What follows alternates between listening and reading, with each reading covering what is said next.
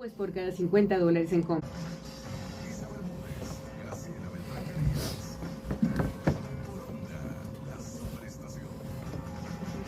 2:35 de la tarde. Estamos aquí listos para conversar de un tema que a mí personalmente me apasiona, porque mi primera carrera tuvo que ver con esto. Y es que mañana se celebra el Día Mundial del Internet. Así que invitamos a Hugo Londoño, que es estratega digital, bloguero de tecnología y telecom, que bueno, llevo muchos años conociendo en estas lides, para que converse con nosotros sobre este origen de Internet y la historia detrás de lo que es el World Wide Web, porque es interesante entender cómo esta tecnología cambió el mundo. Y que además, bueno, ya está esta es una fecha que está decretada desde hace como unos 18 años más o menos. Este año se celebra. Fue en una asamblea de las Naciones Unidas y que coincide con el Día Mundial de las Telecomunicaciones, además. Así que el motivo de celebración siempre es para recordar de que la brecha existe desde que existe Internet. En muchas formas esa brecha, ha dado también oportunidades de ver cómo llega, y fíjate que después de tantos años tenemos internet satelital hoy en día, y ahora prácticamente el internet puede llegar a muchos rincones en donde ni de las 1000 formas pensadas podríamos pensar cómo llega internet ahí. Pero es una historia que siempre se repite desde su inicio, que tiene que ver con las guerras y que nadie se lo imagina, la Guerra Fría, o sea. Exacto, fue en tiempos de Guerra Fría. Básicamente existía, para esa fecha existían sistemas que estaban interconectados de alguna otra forma para poder establecer los vuelos comerciales, que tenía que ver mucho con eso. Eso era más o menos como en los 50. Y habían sistemas que intercambiaban de alguna otra forma información para tener algunas bases de datos. Las computadoras se conectaban, o los sistemas se conectaban, y era muy complicado porque las computadoras eran unos aparatos gigantescos que no cabían en ninguna parte y solo podían acceder a algunas personas, pero era solo para clasificar algún tipo de información. Nace ARPANET, que ARPANET era como antes de Internet. ARPANET era ese famoso sistema militar que permitía conectar a ellos, a las bases aéreas, a las bases militares, perdón, y también permitía enlazar a las universidades, que eran importantes durante esos tiempos, ¿no? Habían solo 4 ordenadores en el mundo. O sea, me dice la cantidad de ordenadores que hay hoy en día, y en esa época 4 nada más. Y Huguito, fue al principio de uso militar, expresamente. Y eso yo quiero que lo aclares, porque al principio, ¿cómo llega eso a la normalidad? Pero al principio era uso militar total. Bueno, y eran tiempos de Guerra Fría, y seguramente lo que buscaba Estados Unidos era no sentirse vulnerable por un punto en específico, o por una zona en específica, o algo en donde ellos pudiesen contraatacar de una forma clara contra el enemigo. Y ellos tenían interconectadas computadoras para que la información no estuviera no solo en un solo lugar, sino que de alguna otra forma tú pudieses mantenerte conectado y poder enviar y recibir información a distintos lugares sin de nuevo, ellos lo que querían era disuadir un poco al enemigo para que ¿y en qué momento pasa entonces a ser de uso más generalizado, Huguito? Bueno, eso viene más adelante, 20 años después. Bueno, como un montón de tiempo después. Si eso eran los 50, imagínate.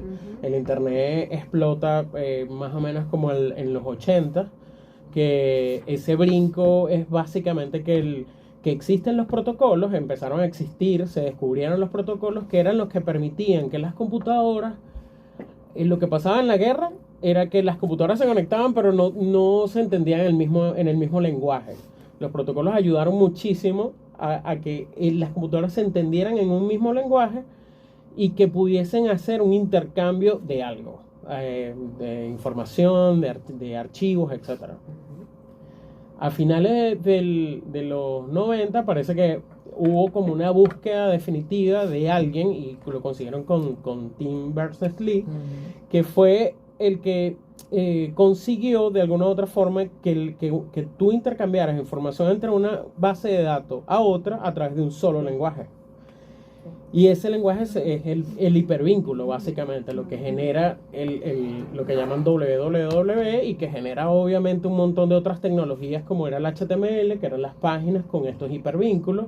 Genera el dominio de internet, que era el URL, y de alguna u otra forma nosotros todos esos servicios de Internet pasaron a que el Internet de páginas web fuese lo que dominara realmente el brinco de lo que era interconectar computadoras en el mundo, interconectar información, pero realmente hacerlo público y de acceso masivo.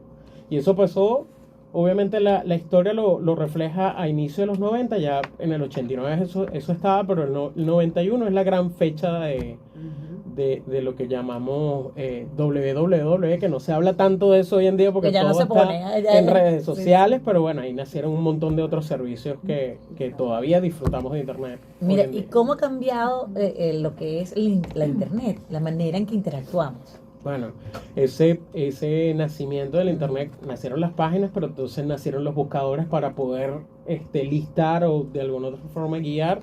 Pasamos a los buscadores han tenido una transformación increíble. Lo vimos con Lycos al principio. Lycos, se me había olvidado. Bueno, hasta la vista no, era alta vista, porque hasta la vista era para buscar programas craqueados o hackeados. Y ahí en adelante, obviamente, la Internet ha tenido un montón de aprendizajes, nació el comercio electrónico, nosotros vivíamos también metidos en los foros, eso era quizás la mejor red social que podíamos tener para los ciudadanos americanos, pues era AOL, que era como un messenger que permitía conectar. ¿Cómo sonaba cuando se conectaba? Y bueno, aquí empezamos. Espérate, pero ¿ustedes se acuerdan cuando empezamos a usar el Internet que era por cable? Entonces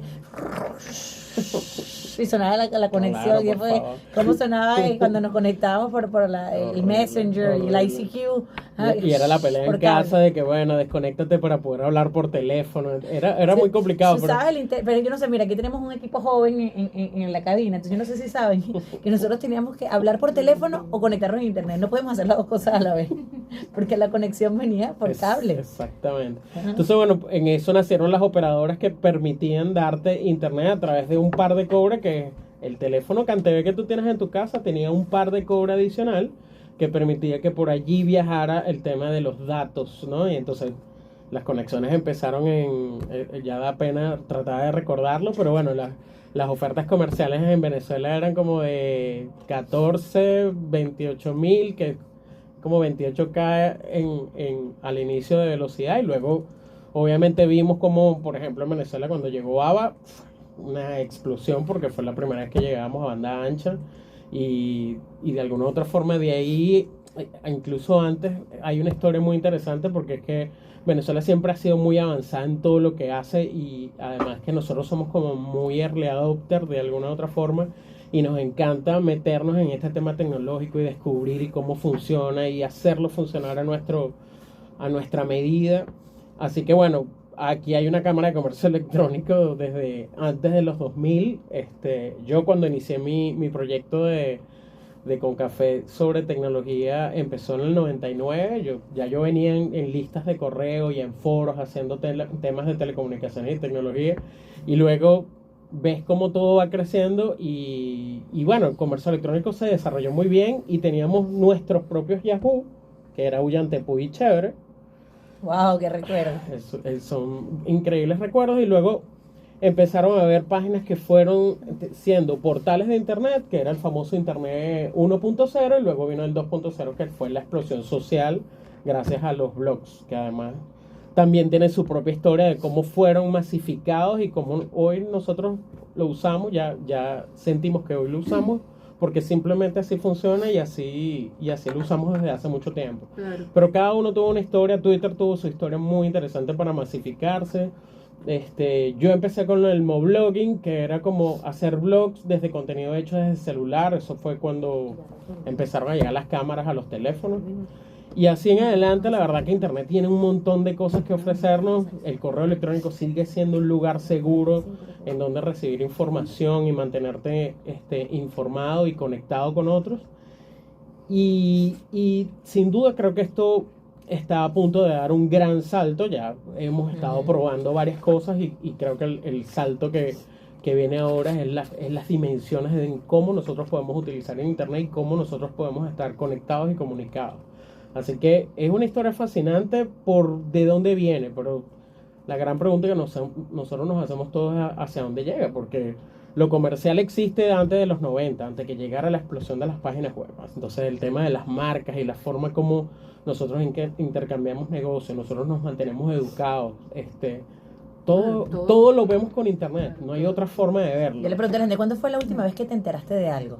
Seguramente fue por internet, ¿verdad? Por internet, o sea, no hay otra. Es como la manera. Porque el de boca en boca es súper interesante, pero no lo puedes masificar. O sea, eso sigue estando en algunos nichos que son claves, pero algo se viraliza y inmediatamente lo ven otras personas y se convierte en el tema de conversación. Yo creo que ha sido el gran detonante de una globalización, gracias a este invento que es el internet, y por eso me parece interesante que las personas que nos están escuchando conozcan la historia de algo que nos ha aportado tanto. Divino.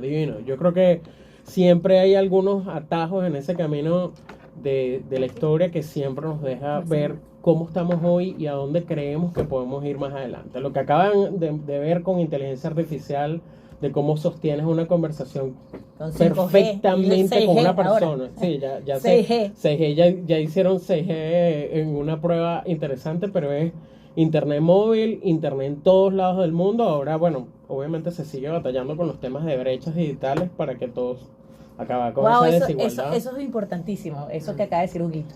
Porque una de las cosas que vemos con el internet es las diferencias que están creando, la brecha tan importante que tienen las personas que sí tienen acceso a la tecnología y las personas que no la tienen. Incluso si la tienes, incluso en este país, y esto les va a parecer un poco raro, pero hay lugares en este país que nunca pudieron entrar a Instagram porque la conexión es muy baja, porque las aplicaciones o consumen demasiada velocidad de internet. Y resulta ser que hay gente en Oriente, en el sur del país, que todavía le cuesta conectarse a una red social que para nosotros ya es demasiado cotidiana. Entonces, esto es lo que hay que hacer: informar, seguir informando, celebrar estos días que tienen que ver con el nacimiento del internet y cómo hacerlo llegar a más personas para que puedan sacar todo el provecho que sabemos que tienen. Maravilloso. Gracias, Huguito. Demasiado bello esa historia, ¿verdad? Sí, señor. Hugo Londoño, estratega digital, es bloguero en tecnología y telecom, y bueno, hablamos de este Día Mundial de Internet, del origen del World Wide Web. Sí, señor.